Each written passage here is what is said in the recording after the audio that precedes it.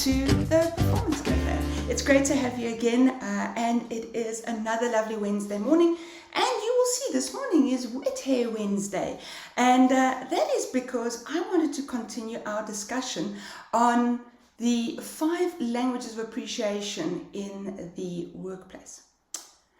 So you might think, what's that got to do with wet hair? Well, you see, I can do this because I work for myself and because I hope you love me no matter what my hair looks like. But there was a time where coming to the office with wet hair was a no-no, a definite no-no. You had to be dressed to the T, and you had to always look sharp. And I understand that branding is important. I understand that it's important for companies to put their best foot forward and look professional. But really, people, my hair is going to get dry, so just deal with it. Now you ask me, Innocent, what's that got to do with the 5 languages of appreciation in the office? Okay, well, here's the thing. People have come to me and said to me, okay, it's all fine. I get the languages of appreciation. I read the 5 love languages. We use it at home. It's beautiful. But what if there's someone at the office that I just cannot appreciate?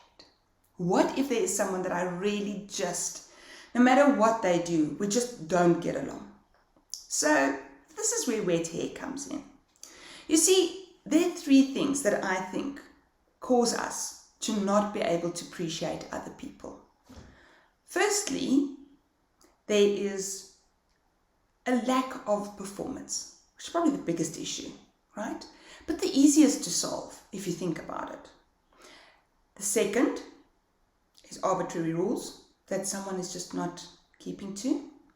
And the third one, and that's the most difficult one, is interpersonal differences. I think those are the 3 reasons we don't get along with others. So how do we deal with this? Well, firstly, let's start off with wet hair. I even worked in a company where ladies were forced to wear bras.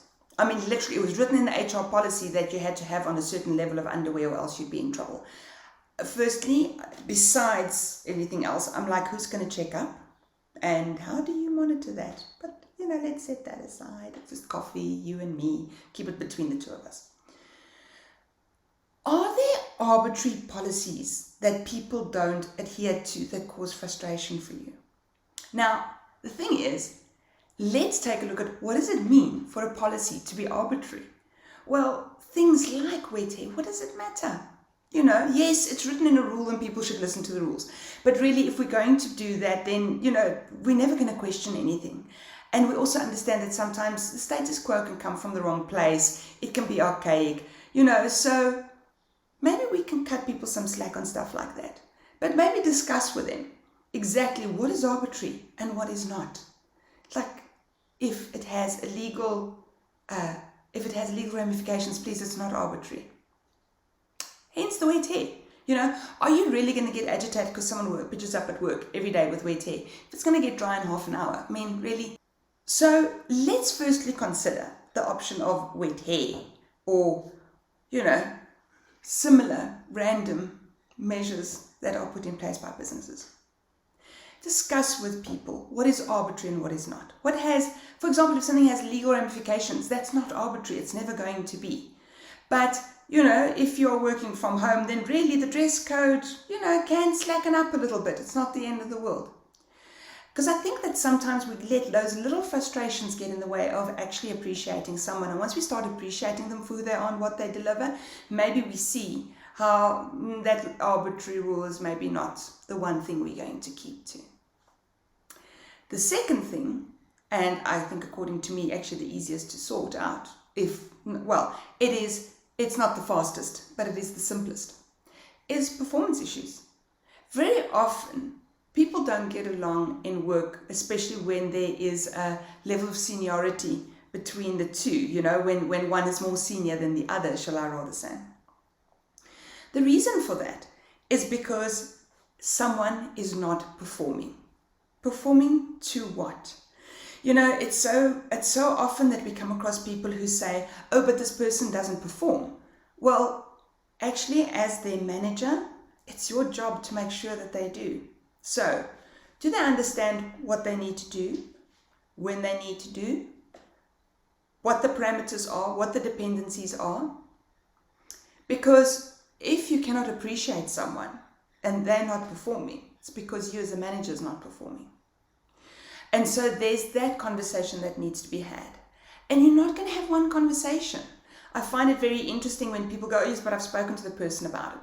Well, actually, you need to speak to the person more than once. Because what happens is they have ingrained habits and ways of doing things. And so it's going to take a while to change. But what you can do as a leader is to put the necessary steps in place to maybe, find out, is there a way that you can provide a spec or that you can discuss the task and hand it over to them in a particular way. Maybe some people need more guidance, some people need less guidance, because some people, when you micromanage them, actually perform worse. And so when we cannot appreciate others at all, when we cannot say, I don't love it when they do that, but wow, they're good at that. When you can't even say that, ask yourself, what is my role as the senior person in this relationship? And how can I take this forward? And then the 5 love languages are there to support you. Or the 5, languages of appreciation are there to support you in that maybe go out of your way to find what they do well. We've got our brains are set up to see the negative. It's a way of taking care of us and making sure that we see the dangers, right? So it's a level of self-protection. However, what happens is when we get frustrated with people, that's all we see is the negatives. Maybe using the 5 languages of appreciation will help you to find ways to see the good in that person. And maybe when you start seeing the good in them, they'll be more open to also changing their performance habits. And then lastly, interpersonal differences. This one is a tough one. Again, try and understand. I love it when I was studying psychology, so often we'd be given in our textbooks this little figure drawing of 2 people standing on either side of a number. And this person would see it as a 9, but the other person would see it as a 6. Oh, and they always saw it as a 6 and a 9. And sometimes it's about just walking around to the other side and seeing it from those people's perspective. And I think the thing that I have learned through all these years is that often when we make the effort to see the 6 and the 9, often when we make the effort to support someone through performance improvement, actually what we get out is so much more. And what we then get is a loyal team member who actually will stand by us because we paid attention and tried to bridge that gap. So I hope that in this case, the languages of appreciation are going to help you on this route as well. And I think then last week we're up for our last insert on the 5 languages of appreciation, how we can use them in business. I've certainly enjoyed this trip, this journey of love and appreciation, something tremendous. So as always, if you've loved this insert, please will you like and subscribe. It's down here on the page somewhere, not on the video. And then also click on the notification bell so you know when the next one is available. You wouldn't want to miss the last one in this episode or in this series. And then if you're joining us from Facebook or LinkedIn, we're lovely to see you. Love to have you here. Please feel free to like and share and comment there. And then come back to the YouTube channel and subscribe. And then until I see you for the last episode in the series, I hope you have a tremendous week and that someone else actually shows you a bit of appreciation.